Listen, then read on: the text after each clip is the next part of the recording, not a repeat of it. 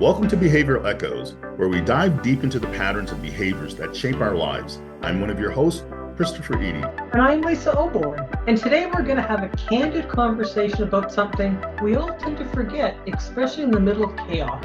We get distracted and are not our true authentic self and stop living life. We'll look at why forgetting about our inner self has such a huge impact. Too often, we get caught up in circumstances, in moments that seem all-encompassing at the time, but in hindsight, they're not going to matter when this ride is ending. If we were cars, many of us would be broken down on the side of the road. Like, when's the last time you considered undertaking a tune-up? And I'm not talking about your external appearance. I mean, that's easy to change. When has it been since you've tuned up your mental, physical, and spiritual self so that you perform at your best? We need to look after ourselves. Some people call it self-care. I would say we need more of that. Get rid of the feeling of being sluggish, sick, tired. It starts within. We need to be willing to accept and embrace what we find and then fix it. That's completely right, Chris. I'll give you an example. I learned about putting myself first when I went through the most difficult year of my life. And I was 25 then. Everything was thrown at me. It felt like all at once. And saying things happen in threes, it did not apply. It started with my birthday for my 25th. And my parents said, "We're getting a divorce. Happy birthday." And after that, they brought me home and I had to move back home to look after mom. And that was completely acceptable. A couple months later, our house was broken into and things of sentimental value were taken. After that, over the next 3 months, 4 close relatives passed on. Just after that finished, and I thought I was on a great trajectory, I was in a major car accident that I should have never walked away from. What did that do to change me? It had me focus on what truly matters in life and was a wonderful wake-up call to put me first. I stopped saying, "I'll put this off till tomorrow, I'll do it later," because I realized tomorrow's not guaranteed. It taught me to slow down in order to speed up and get rid of all of that clutter and stuff in my mind, body, and spirit. You know, a lot of times I think it's really important for us as human organisms and human beings to understand that we're not different or separate from nature. And it's like when we do that, we separate ourselves from nature and talk about nature as if it's something separate, rather than understanding we go through the same cycles that we should observe in nature. And even if one lives, close to the equator, there are times when the trees don't produce fruit and they go through a process of reproducing and germinating, etc. Some things are figured out for us. And we have to take in what's around us and really observe. The seasons talk to us. They give us information. They show us when to speed up, when to rest, how to plan for the future. It's even designed into the construct of a 24-hour day. The only relationship that lasts through any and all of that is the one with yourself. There's a lot of times when we feel like we've accomplished so little, we run into obstacles. It seems like the journey of life is going to crap. It's about really moving from where you are to becoming your true authentic self. What is it that's inside of you? What did you learn from the bumps and bruises? And then asking questions of people who are traveling ahead of you, just allowing their perceptions to ruminate with you. And especially if they've already been through a situation that you're going to go through, take their advice. It doesn't mean you have to apply it, but now you walk into an experience with experience as opposed to starting from zero. And most of us, the problem is that the biggest critic is the face or the voice that we hear in our head, or the face that we look and see looking back at us in the mirror. We continuously doubt ourselves. We listen to the feedback in our own heads, and that feedback loop, we just keep saying things that just embrace it and cause it to enlarge itself. And what we do in our minds is we believe those words because if we say them enough, they become part of our belief system instead of disregarding them and certainly not believing them. The voice in our head doesn't know everything, but it knows you. You can't hide. It knows your deepest, darkest secrets. These internal voices, our beliefs, it impacts our happiness, our success, innovation, and our ability to live our best life. A lot of times we believe we're not enough, and this belief stops us from being really authentic. When you believe you're enough, your mindset changes the outcome. Positive things begin to happen, even in situations that might seem impossible, because now you're open to opportunities.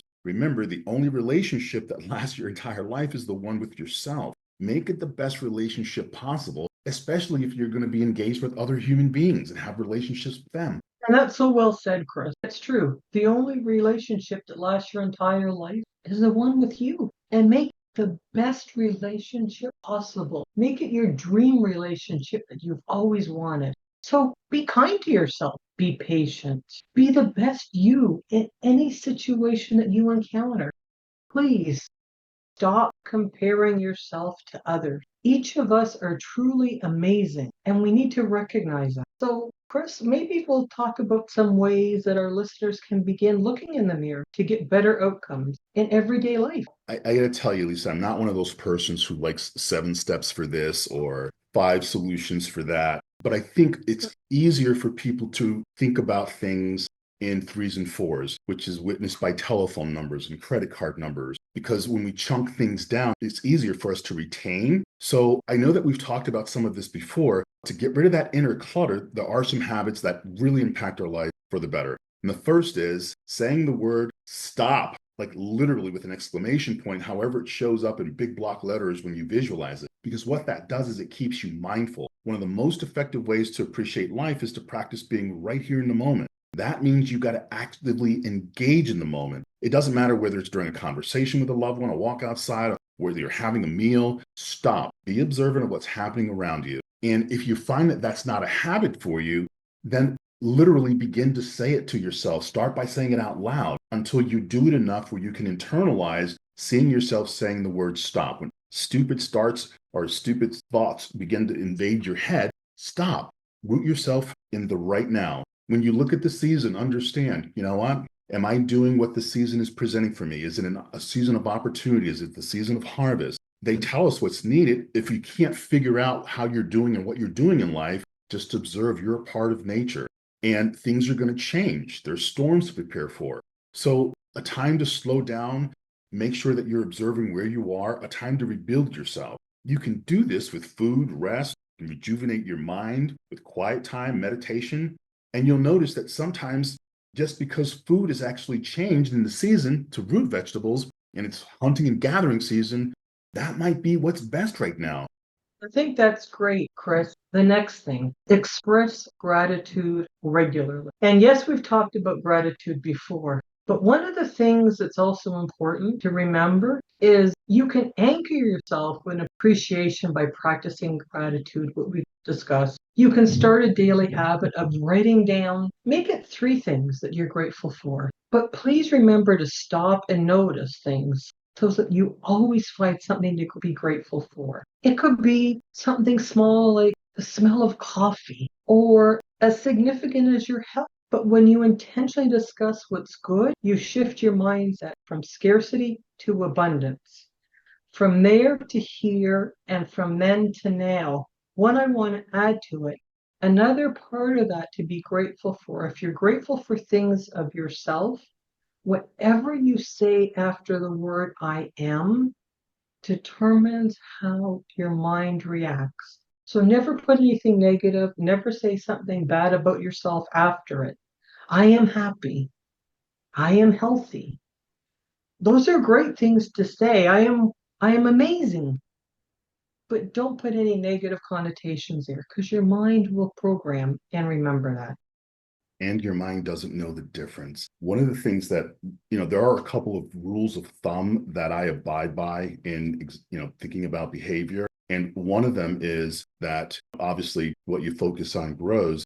But in talking about being grateful for things, and you talk about what you say after I am, things that you're appreciating about yourself, there is nothing stronger in the human psyche than identity.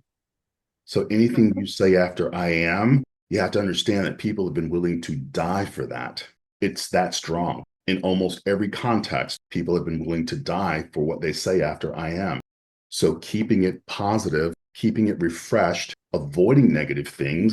And I'm not even going to say it because what's the point, right? Lastly, I want you to remember that people in your life are the most important thing, period. Newsflash, you or they may not be present forever. They are what matters to help with any circumstance you're dealing with. When a stressful situation arises, ask yourself, will this matter in 5 years? Most of the time, the answer is nope. And what is going to matter is the relationships that you've either nurtured or neglected. That should be the guide for your choices and your actions. Life has a way of distracting us. I would say so. I'm sure some of you agree.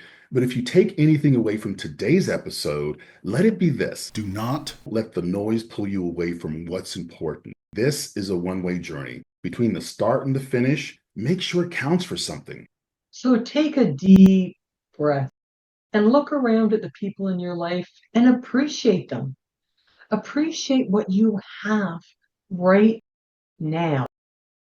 It's not about arguments or the dislikes or all the pettiness. It's about the moments, the love and the experiences we share. Embrace it. Thanks for joining us on Behavioral Echoes. I'm Christopher Eady. And I'm Lisa Osborne. Remember, each one of us is truly amazing. We'll be sure to address the natural follow-up in our next podcast. How do we get the crazy beliefs we have? I'll give you a hint. It's what's in your language. Bye. Bye.